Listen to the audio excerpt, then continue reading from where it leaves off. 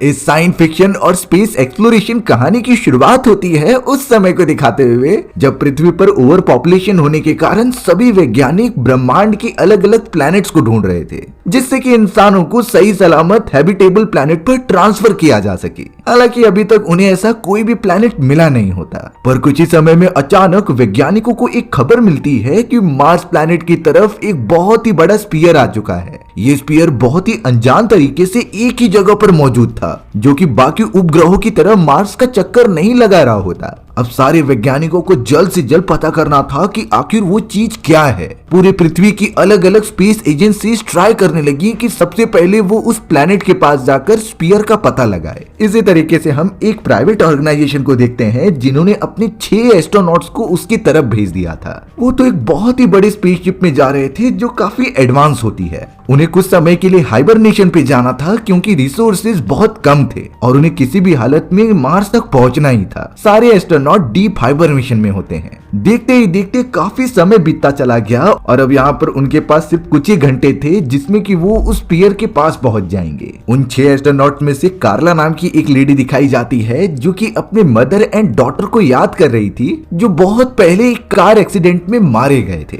उसे हमेशा ये विजन याद आता क्योंकि वो उनसे बहुत ज्यादा प्यार जो करती थी। सारे के सारे एस्ट्रोनॉट्स कुछ घंटे पहले ही उठकर अपनी स्ट्रेचिंग करने लगे क्योंकि इतने दिनों तक हाइबरनेशन में रहना उनकी बॉडी के सेल्स को काफी ज्यादा कमजोर बना देता था। इसीलिए सारे एस्ट्रोनॉट्स असाइन की गए एक्टिविटीज परफॉर्म करते हैं जिससे कि अंतरिक्ष में वो जितना भी आगे बढ़े उन्हें ज्यादा प्रॉब्लम ना हो। हमें तो रूबिन नाम का एक आदमी दिखाया जाता है जिसका ये सबसे पहला हाइबरनेशन वाला मिशन था। वो बहुत ही ज्यादा पैनिक हो रहा होता है। हालांकि कार्ला रूबिन के पास जाकर उसे कंफर्टेबल कराती है, लेकिन रूबिन कह रहा था कि मैं सारी चीजें रिकॉर्ड करूंगा क्योंकि रूबिन का पृथ्वी पर बहुत ही अच्छे खासे फॉलोअर्स होते हैं और वो चाहता था कि वो अपने फॉलोअर्स को हर एक मोमेंट शेयर करे। रूबिन जब भी अपने आप को रिकॉर्ड करता तो उसके अंदर एक अलग ही कॉन्फिडेंस आ जाता। इसी वजह से बाकी लोगों के मना करने के बावजूद भी रूबिन वो सारी चीजें करने लगा जिससे कि वो अपने वीडियो व्लॉग्स पृथ्वी पर भेज सके। धीरे धीरे वो सभी मार्स प्लैनेट के काफी करीब पहुंच गए थे और वो अपनी आंखों से देख पा रहे होते हैं कि उसके पास ब्लैक कलर का बड़ा सा स्पीयर है। उनके स्पेसशिप में काफी एडवांस एआई टेक्नोलॉजीज थी जो किसी भी प्लैनेट को अच्छी तरीके से एनालाइज कर सकते हैं। लेकिन जब वो अपने सारे सिस्टम एक्टिवेट कर रहे थे उस ब्लैक स्पीयर के ऊपर तो उनके एआई सिस्टम को कोई भी रिजल्ट नहीं मिलता। ये बहुत ही शॉकिंग बात होती है क्योंकि ऐसा उनके साथ कभी नहीं हुआ। आखिर इस ब्लैक स्पीयर में ऐसा है क्या जिससे कि ये कोई भी रेडिएशन ही नहीं छोड़ रहा है, और हो सकता है कि इसके पीछे कोई एडवांस सिविलाइजेशन का हाथ हो। सभी लोग अपने अपने अजम्पशन लगा रहे थे, लेकिन जब तक रिजल्ट नहीं निकल जाते तब तक ये बात कोई भी सच नहीं मान सकता। सभी सिस्टम्स के अंदर अचानक मल फंक्शनिंग आने लगती है और ये हो ना हो उसी ब्लैक स्पीयर की वजह से हो रहा था। अब यहाँ पर उनकी स्पेसशिप का एआई सिस्टम खराब होने के कारण वो काफी डर गए थे।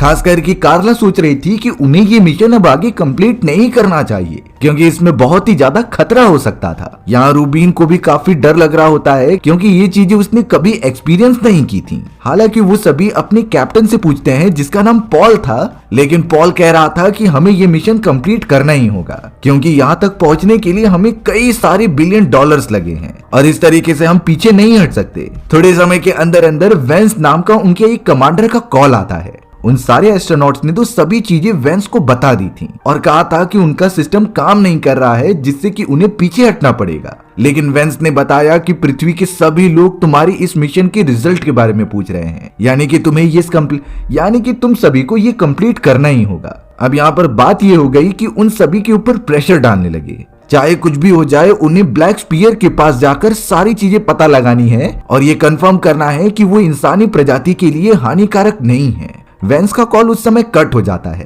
कार्ला और रूबिन तो इस बात से बहुत ही ज्यादा डिस्टर्ब हो गए थे। जैसे जैसे वो ब्लैक स्पीयर के पास जाते जा रहे थे उनके साथ कुछ अजीब सी घटनाएं होती हैं। कार्ला को तो बार बार अपने मदर की आवाज सुनाई दे रही थी। हालांकि वो उसे अलग अलग कमरे में जाकर देखती है पर वहाँ कोई नहीं होता। रूबिन का भी बहुत बुरा हाल था। अब एक दिन जब कार्ला वॉशरूम के अंदर थी तभी वेंस उसे वीडियो कॉल करके बोलता है कि तुम्हारी तबीयत ठीक नहीं लग रही है, तुम्हें अगर कोई भी प्रॉब्लम है तो हमसे शेयर कर सकती हो। कार्ला ने उसे अपनी एक्चुअल प्रॉब्लम बताने की जैसे ही कोशिश की तो वेंस का वीडियो कॉल अचानक डिस्टर्ब हो गया। तभी अचानक टेजी नाम की एक दूसरी एस्ट्रोनॉट आकर बताती है कि वो ब्लैक स्पीयर हमारे सिस्टम के ऊपर हमला कर रहा है। सारे के सारे एआई सिस्टम एकदम से इंटरप्ट हो चुके थे। कार्ला जब मेन डेक के पास आकर देखती है तो पता चला कि वो ब्लैक स्पीयर एक अजीब तरीके की लाइटनिंग हमारे स्पेसशिप की तरफ मार रहा है। आखिर ये हमला था या फिर कोई संदेश, उन्हें अभी तक कुछ नहीं समझ रहा था। उन सभी एस्ट्रोनॉट्स के कैप्टन और सारे क्रू मेंबर्स जब इसके ऊपर स्टडी करते हैं तब उन्हें पता चला कि ये बीम जो उसकी तरफ से आ रही है वो बिल्कुल भी डैमेजेबल नहीं है। यानी हो सकता है कि ये एक रास्ता दिखा रही हो ताकि हम उस ब्लैक स्पीयर के ऊपर लैंड करें।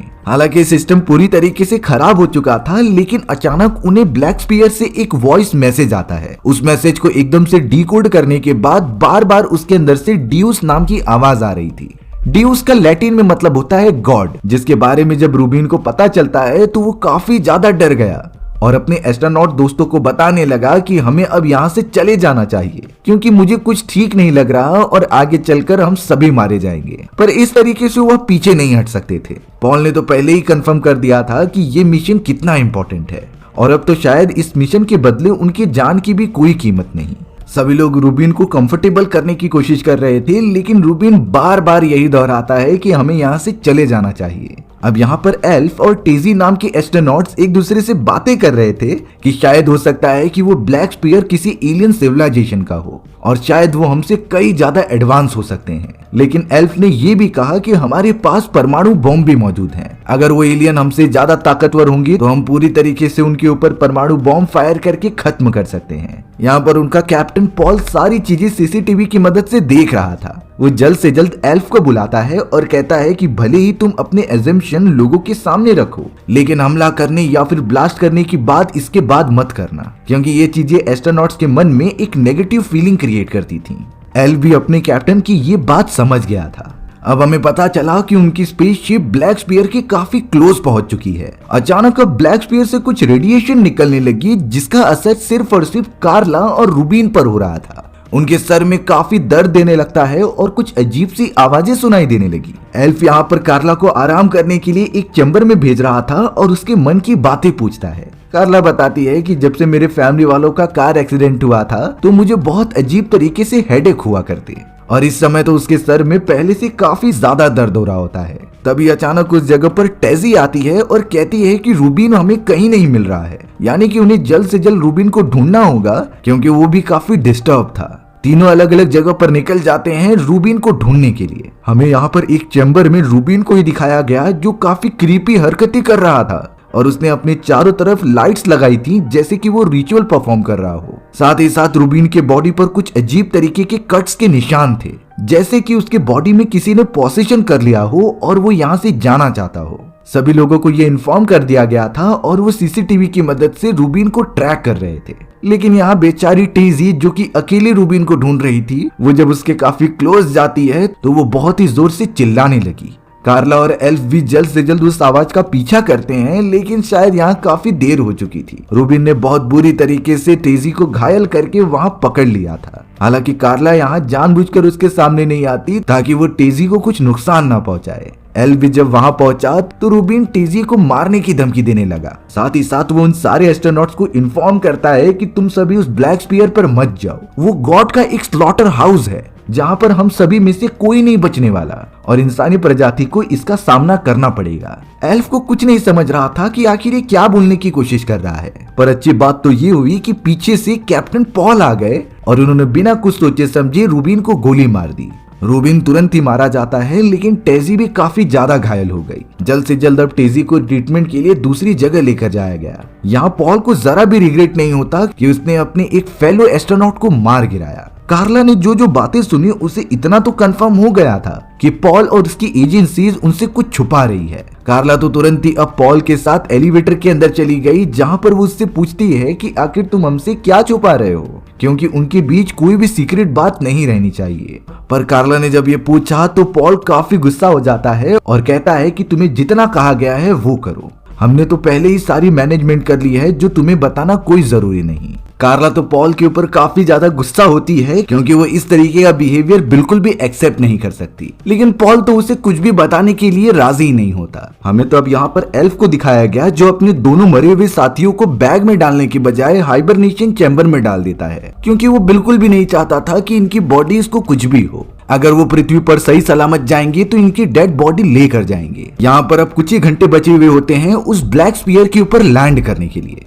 उन सारे एस्ट्रोनॉट ने तो अपनी मेन शिप में से एक छोटा सा चैम्बर निकाल दिया था और उसी की मदद से वो ब्लैक स्फीयर पर हॉवर करने वाले थे। एक सैटेलाइट पूरी तरीके से उस ऑर्बिट के चक्कर काटता रहेगा। सारे एस्ट्रोनॉट जब उस छोटे से स्पेसशिप की मदद से ब्लैक स्फीयर के काफी करीब आते हैं तो कार्ला ने बहुत अजीब तरीके के स्ट्रक्चर्स देखे। ये स्ट्रक्चर्स बिल्कुल भी उन्हें समझ में नहीं आ रहे होते और एआई भी कुछ कर नहीं पा रहा था। इसीलिए अब कुछ ना चाहते हुए भी उन्हें ब्लैक स्फीयर पर लैंड करना पड़ता है। तभी उन्हें अचानक वेंस का होलोग्राफिक इमेज दिखाई देती है जो उन्हें कॉन्ग्रेचुलेट कर रहा था सेफली लैंडिंग के लिए। लेकिन वेंस ने एक बुरी खबर दी कि हमारी पृथ्वी के ऊपर कई सारे अजीब तरीके के स्ट्रक्चर्स बनने लगे हैं, जैसा कि सेम कार्ला ने अभी ब्लैक स्फीयर के ऊपर देखा। हो ना हो ये ब्लैक स्फीयर हमारे से कनेक्ट हो रहा है और पृथ्वी से इसका कुछ लेना देना है। जिसके बाद वेंस कहता है कि तुम सभी जितनी इंफॉर्मेशन हो सके उतनी निकाल कर लाओ, जिससे कि हमें इस स्फीयर के बारे में काफी सारी बातें पता चल सकती हैं। वेंस ने तो एल्फ और कार्ला को कहा कि तुम सूट पहनकर जाके यहाँ की जगह को एक्सप्लोर करो,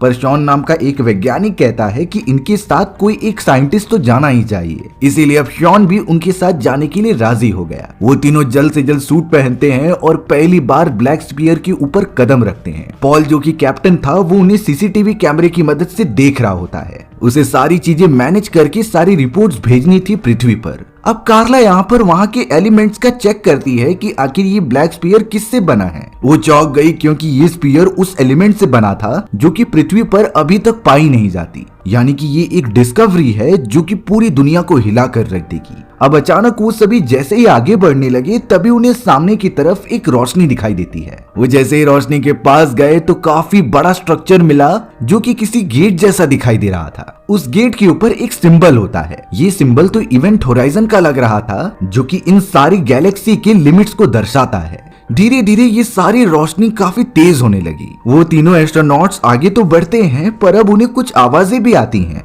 वो नहीं समझ पा रहे थे कि आखिरकार वैक्यूम में आवाज कैसे आ सकती है। ये आवाजें बिल्कुल भी उनकी रीजनल लैंग्वेज में नहीं थी, इसीलिए एआई जिस डिकोडिंग मैकेनिज्म का यूज कर रहा था वो उसे उनकी रीजनल लैंग्वेज में कन्वर्ट करता है और जो आवाज उन्हें आ रही थी वो उन्हें वेलकम कर रही होती है, यानी कि ये जरूर किसी दूसरे डायमेंशन का दरवाजा हो सकता है। तीनों जैसे ही थोड़ा सा और आगे बढ़े तो उसके अंदर से एक लेडी की शक्ल दिखाई देने लगी। वो लेडी जो कह रही थी उसे कन्वर्ट करने के बाद पता चला कि वो सारे एस्ट्रोनॉट्स को दो चॉइस दे रही है। अगर वो इस गेट के अंदर आ जाएंगे तो उन्हें सारी चीजें मिल जाएंगी, यहाँ तक कि उनकी लाइफ भी सफल हो सकती है। उनकी जो भी खोई हुई चीज थी वो उनके पास होगी। लेकिन अगर एस्ट्रोनॉट्स इस गेट के अंदर आने से मना करते हैं तो ये ब्लैक स्फीयर पृथ्वी के पास चला जाएगा और सारे के सारे इंसानों को इसका हर्जाना चुकाना होगा। अब यहाँ एस्ट्रोनॉट्स को लग रहा था कि ये क्या मजाक है। जरूर ये चीजें किसी होलोग्राफिक इमेज जैसी दिखाई दे रही थी जो उनके साथ खेल खेल रही हैं। पर कार्ला यहाँ इकलौती एस्ट्रोनॉट थी जो इन चीजों पर विश्वास करती है और उन एस्ट्रोनॉट से थोड़ा सा आगे बढ़ जाती है। कार्ला को उस लेडी के अंदर अपनी मदर दिखाई दे रही थी और अब अचानक कार्ला को ऐसा लगा कि वो गेट के अंदर चली गई है और उसने तो ये ऑफर एक्सेप्ट कर लिया था। वो सामने की तरफ अपनी बेटी को देखती है जो कि गोल्डन सिटी के साथ खड़ी हुई थी। ये एक अलग ही डायमेंशन होती है जो शायद एडवांस सिविलाइजेशन की हो सकती है। कार्ला तुरंत ही अपनी बेटी के पास बहुत ही खुश होकर जाने लगी क्योंकि वो शुरुआत से यही चाहती थी कि एक बार वो अपनी बेटी से मिल ले। लेकिन जैसे ही कार्ला उससे गले लगती अचानक उसकी आंख खुलती है अपनी स्पेसशिप के अंदर। उसके सेंसेस एकदम से काम ही नहीं कर रहे थे और समझ नहीं पाती कि वो यहाँ पर कैसे आई। थोड़ी देर बाद फेलो एस्ट्रोनॉट्स उसकी मदद करते हैं कंफर्टेबल होने के लिए। अब यहाँ थोड़ी देर में वेंस का भी कॉल आता है जो कि कार्ला से उसके एक्सपीरियंस के बारे में पूछ रहा था। यहाँ कार्ला को पता चला कि शॉन जो उसके साथ गया था सिर्फ वही मारा गया, बाकी सभी को रेस्क्यू कर लिया गया था। कार्ला सिंपली ये बताती है कि शायद वो एक्स्ट्रा टेरेस्ट्रियल एंटिटी थी जिन्होंने इंसानियत को ऑप्शन दिया है कि वो उनके साथ मिल जाएं या फिर उनकी सिविलाइजेशन पृथ्वी को पूरी तरीके से खत्म कर देगी। हालांकि ये चीजें पॉल और वेंस को बिल्कुल भी असली नहीं लग रही थी। उन्हें ये समझ में आता है क्योंकि कार्ला तो पहले से ही डिस्टर्ब थी और उसे जरूर ये विजन्स आए होंगे। यहाँ कार्ला ने अपनी फैमिली और उस विजन के बारे में बिल्कुल नहीं बताया होता है। पॉल तो उससे बार बार पूछ रहा था लेकिन वो कुछ नहीं कहती, जिसके बाद वो उसे आराम करने के लिए कहकर वहाँ से चला जाता है। कार्ला तो एल्फ से पूछने लगती है कि शॉन की रियलिटी में मृत्यु कैसे हुई। एल्फ सिंपली कहता है कि उसके सूट में कुछ दरार आ चुकी थी जिससे कि वो डिस्टर्ब हो गया और उसकी वहीं पर मौत हो गई। लेकिन कार्ला को पता था कि उनके सूट बहुत ही ज्यादा मजबूत होते हैं, वो इस तरीके से कभी नहीं फट सकते। लेकिन यहाँ पर एल्फ बार बार वही चीजें कह रहा था, जिससे कि अब कार्ला को मानना ही पड़ा। लेकिन वो कहती है कि मुझे वेंस और पॉल के ऊपर कुछ भरोसा नहीं है, वो जरूर हमसे कुछ सीक्रेट इंफॉर्मेशन छुपा रहे हैं। एल्फ जब यहाँ पर कार्ला के साथ उस एरिया में आया जहाँ पर कैमरास नहीं थे, तो वो पूछता है कि तुमने आखिरकार उस ब्लैक स्पीयर पर क्या एक्सपीरियंस किया। कार्ला उसे सब कुछ बताती है कि मैंने अपनी मरी हुई फैमिली को देखा और वो किसी गोल्डन सिटी में मौजूद थी, जैसे कि वो रियलिटी में हेवन हो। वापस अपने कमांडर पॉल के पास आने के बाद पॉल एल्फ से पूछता है कि आखिर कार्ला तुमसे क्या शेयर कर रही थी। एल्फ के कुछ ना बताने पर अब तो पॉल को भी उसके ऊपर शक होने लगा था। उनकी टीम ने तो अब डिसाइड कर लिया होता है कि अब वो स्पेसशिप लेकर ब्लैक स्पीयर से दूर जा रहे हैं। उनका मिशन यहीं पर खत्म होता है, ब्लैक स्पीयर को एक्सप्लोर करने का। पर कार्ला सच्चाई जानना चाहती थी, इसीलिए जब उनकी स्पेसशिप ऑर्बिट से बाहर निकलती है तो एआई ने उन्हें हाइबरनेशन पर जाने के लिए बोल दिया था। कार्ला जब उन चैम्बर्स में जाती है तो वो जानबूझकर शॉन के चैम्बर को ओपन करने लगी ताकि वो देख सके कि उसकी मृत्यु कैसे हुई।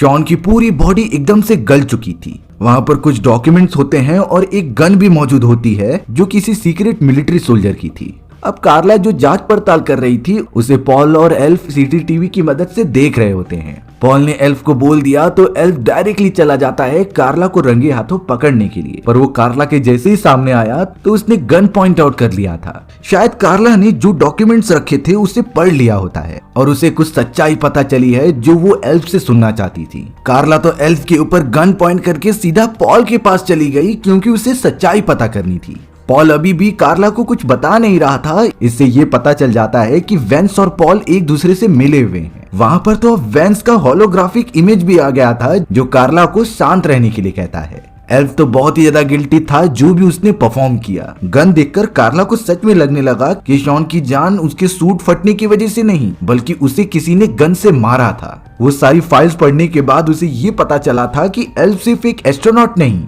बल्कि वो एक हिटमैन भी हुआ करता था जो पैसों के बदले लोगों की जानें लिया करता, और ये सब शायद पॉल और वेंस ने ही उसे करने के लिए कहा था। वेंस तो कार्ला को अब पृथ्वी की एक फुटेजेस दिखाता है जहां सारे लोग अपीयर हो चुके हैं क्योंकि उन्हें लगने लगा है कि ये ब्लैक स्पीयर उन सभी को डिस्ट्रॉय कर देगा, इसीलिए वो इस प्लैनेट को छोड़कर जाना चाहते हैं। इतनी ज्यादा मात्रा में जो भी डोर्स पृथ्वी पर ओपन हुए हैं उन्हें वो एक गेट लग रहा है जिसमें कि वो इंटर होना चाहते हैं। कार्ला तो उन सारी फुटेजेस को काफी ध्यान से देखने लग गई जिससे कि पॉल को एक मौका मिलता है और वो कार्ला पर टूट पड़ता है गन लेने के लिए। उसने पॉल को नीचे गिरा दिया और तुरंत ही उसकी करतूत के बदले उसे शूट कर दिया। पॉल तुरंत ही मारा जाता है, लेकिन कार्ला के भी पेट में काफी डैमेज हो चुका था। वो एकदम बेहोश होने वाली थी, लेकिन अभी भी उसके सामने एल्फ होता है। पर कार्ला एल्फ को मारती नहीं क्योंकि वही अकेला बचा हुआ था जिससे कि उसे सच्चाई पता चले। वो एल्फ के ऊपर भरोसा करती है और बंदूक नीचे करके उसे अपने आप को ठीक करने के लिए कहती है। एल्फ एकदम इंसानियत दिखाते हुए कार्ला के घाव के ऊपर मरहम पट्टी करता है,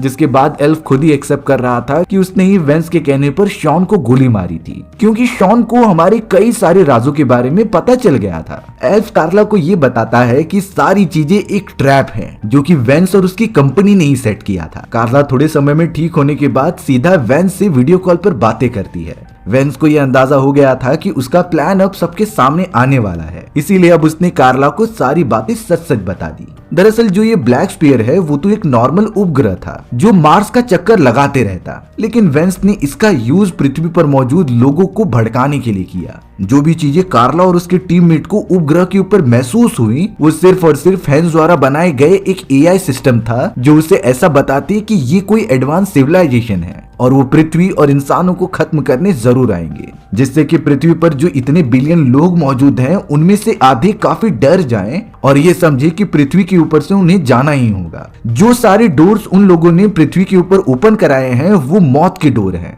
उनके अंदर अगर कोई भी इंसान जाएगा तो वो मारा जाएगा, जिसकी वजह से पृथ्वी पर आधे इंसान बचेंगे, और ये सिर्फ ओवर पॉपुलेशन और सारी रिसोर्सेज को बचाने के लिए था क्योंकि इस तरीके से तो पृथ्वी पर आबादी बढ़ती जाएगी और एक समय बाद किसी के पास भी कुछ खाने पीने के लिए नहीं रहेगा। तो अच्छा तो यही होगा कि पृथ्वी की आधी आबादी इसी तरीके से खत्म हो जाए। कार्ला बहुत ही ज्यादा शॉक होती है ये सारी चीजें सुनकर। वो तो वेंस को एक शैतान कहने लगी थी क्योंकि ओवर पॉपुलेशन को खत्म करने का ये कोई वे नहीं हो सकता था। उसे वेंस के ऊपर काफी गुस्सा आ रहा होता है, पर अब वेंस अपने प्लान की बहुत ज्यादा क्लोज है। और वो इस तरीके से नाकामयाब नहीं होना चाहता। वेंस तो अब यहाँ पर कार्ला और एल्फ को कहता है कि मैंने एआई से कहकर ऑटो डिस्ट्रक्शन मोड ऑन कर दिया है, जिससे कि 10 मिनट के अंदर ये पूरी स्पेसशिप डिस्ट्रॉय हो जाएगी। तुम दोनों को जो सच्चाई पता चली है वो किसी को नहीं पता चल सकी, इसके लिए अब कार्ला और एल्फ को मरना होगा। कार्ला भी काफी गुस्सा होकर उस होलोग्राफिक मशीन के ऊपर शूट करती है, जिससे वेंस की डिवाइस खराब हो गया। कार्ला ने अब एल्फ को भी सारी बातें बताई और वो कहने लगा कि हमारे पास यहाँ से भागने का कोई रास्ता नहीं।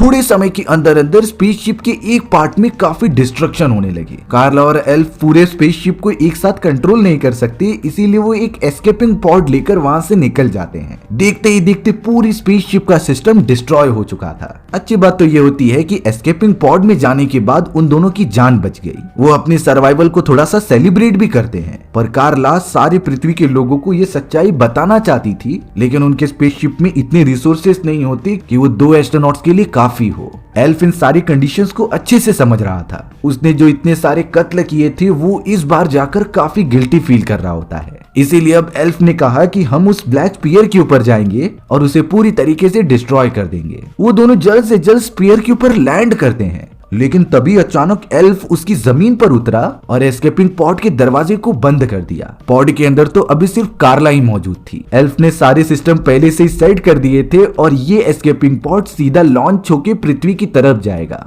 एल्फ ने ये चीजें इसीलिए की ताकि कार्ला अच्छी तरीके से रिसोर्सेज का यूज करके पृथ्वी तक पहुंचे और ये डार्क रियलिटी सभी को बता दे। यानी कि एल्फ ने एक तरीके से अपनी जान की कुर्बानी दी इस प्लेनेट पर रहकर। एल्फ के पास जो परमाणु बम थे वो उसे प्लेनेट के ऊपर एक्टिवेट कर देता है, जिससे कि वहां काफी बड़ा धमाका हुआ और वो ब्लैक स्पीयर वहीं खत्म हो जाता है। कार्ला का वो एस्केपिंग पॉड सीधा निकल पड़ा था, जिसकी एआई बताती है कि हमें पृथ्वी तक पहुंचने के लिए 5 साल का समय लगेगा। यानी वो 5 साल लगातार ट्रेवल करती रहेगी और हमारी ये चौंका देने वाली कहानी यहीं खत्म हो जाती है।